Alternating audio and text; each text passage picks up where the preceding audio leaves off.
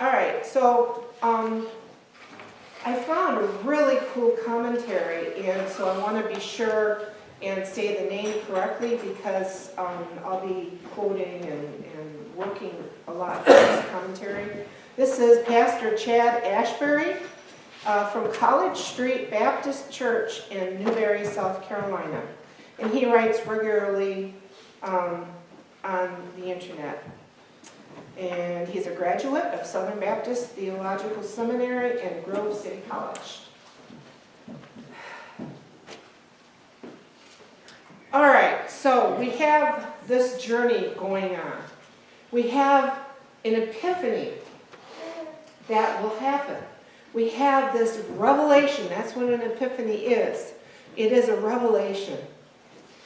Well, what I found so absolutely wonderful, many of you know that I'm a root person, and I like to find out why something is the way that it is.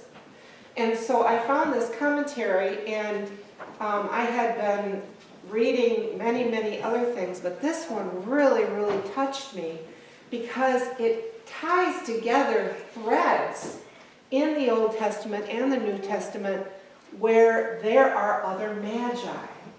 There are magi, they're called wise men, and sometimes they're called kings.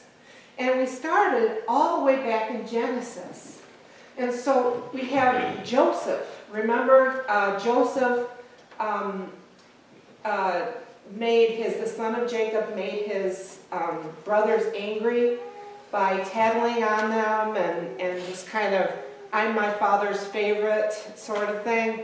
And so they sold him to a caravan who took him to Egypt. And then, there's all this stuff going on, and eventually he gets thrown into jail. Well, one day the Pharaoh in Egypt has a dream, and none of his sages, none of his wise men can figure out what the dream means. Well, in the meantime, over the years when Joseph has been forgotten in prison, he has correctly interpreted the dreams of some of the people in jail. So they said to the Pharaoh, hey, this guy might be able to do it. So Joseph comes, correctly interprets the king's dream, and is really given the rule of Egypt right below the king, the Pharaoh. So this is Joseph. He's a Hebrew, and he's given the rule of Egypt. And he he became royal. So that's one amazing experience. Another one is the story of Daniel. When people were taken into exile, they didn't take the peasants. They just would take the people that were like intellectuals and artisans and carpentry and all the people that could do something within the kingdom that they were being taken to. So the Babylonian captivity, specifically in the book of Daniel, Daniel was taken with 4 other dudes who were like sages, wise men. And again, we had a dream, a terrifying dream. And so Nebuchadnezzar said, if you can't, or maybe it was Belteshazzar, I'm not sure. Anyway, if you can't interpret this dream, I'm going to cut you up and throw you in fire.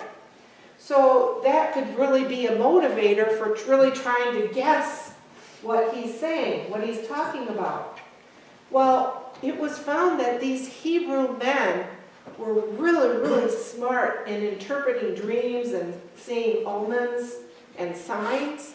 And so he was called in, Daniel was called in, and he was able to correctly interpret the king's dream, and he convinced the king not to cut up and burn all the other guys. He was elevated to royalty. Well, what happened when they took the exile was the Babylonians took the treasury from Jerusalem to Babylonia. So all those things were there. And during the 70 years of captivity, at one time, the vessels from the temple were being used for a party. And a hand came and wrote on a wall. And so again, interpretation was needed. And Daniel was called for that as well. And it's, you're not supposed to use these things for your parties. These are holy vessels, holy things.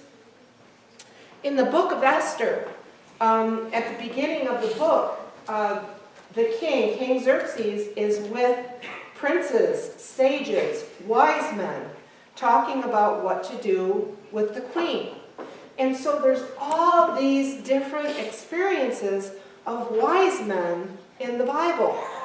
But the wise men that are on this journey, they come from Persia, is so cool. The thread that brought this all together for me was seeing that these men are coming into exile out of Babylonia, searching for the child, okay?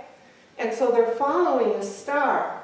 They see omens, they see signs, they dream dreams, but they're following this star, and they think they're going to see a king, all right? Another story, King Solomon, the Queen of Sheba came and brought gifts of gold, spices, and precious stones, and asked Solomon all these questions. She honored him as king and said, "The Lord has blessed you, truly blessed you."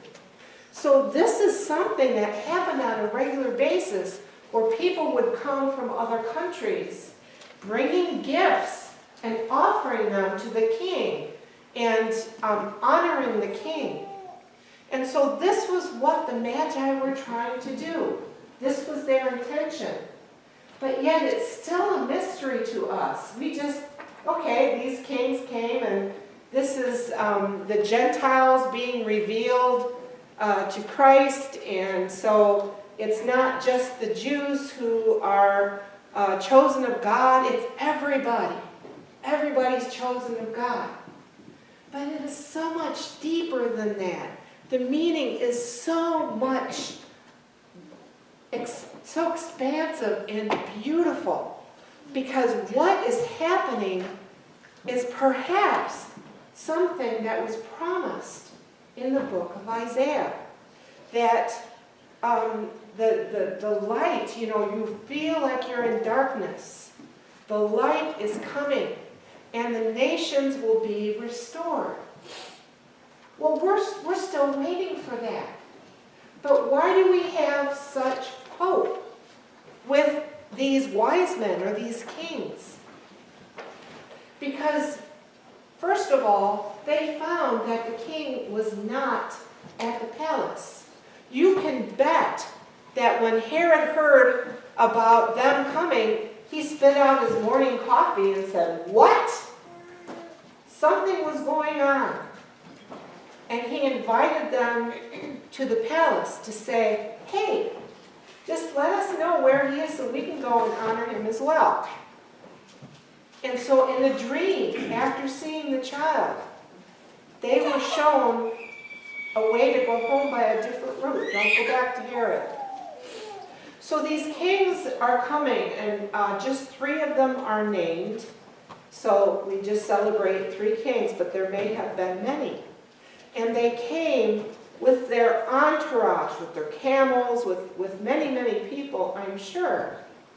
And it's a different time. It's probably been a couple years, because they go to a house, and Jesus is hanging on Mary's lap.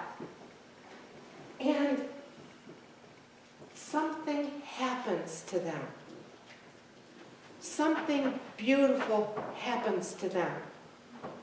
And they fall to their knees, and they adore the child. And they give him gifts of gold, frankincense, and myrrh. I shared the symbolism with the kids. But it goes much deeper than that, because perhaps these wise men, these kings, these magi, are bringing gifts from the exile of Babylon back into Jerusalem, where they belong.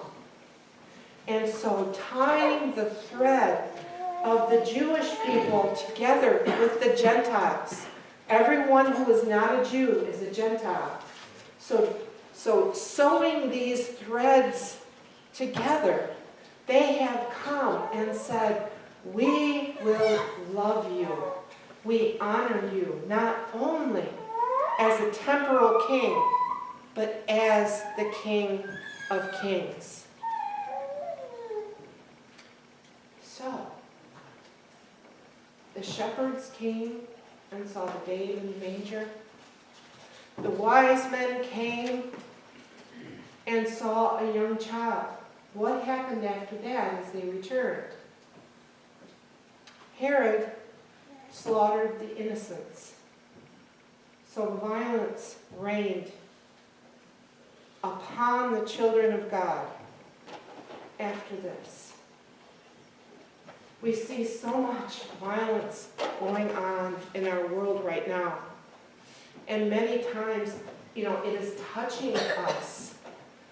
Sometimes we can be frightened by what's going on, where the world might go, where our country might head. So we have to ask in this epiphany, in this new time, where is the child? The child needs to be in our hearts so that we can move forward in love, in hope, in forgiveness, in peace, and provide all these things for each other and for others beyond this wall. Because as we will celebrate Holy Communion, we remember that Christ gave himself entirely in love for all our messes over time. And this was another epiphany, because the great love of Christ, of Jesus, is revealed in his death. And the resurrection is still a mystery, but it's a transformation, a coming of something new and eternal. None of us are going to die. We're just going to change the realm that we live in. But we're supposed to be working toward transformation by allowing God to take our lives and live through us, to be vessels of God's love. So in this new year, I invite you to ask the question, where is the child?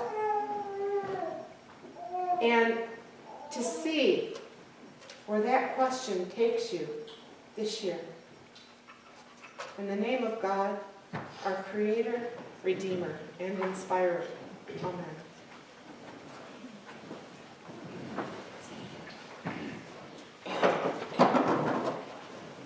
Let us stand and sing together.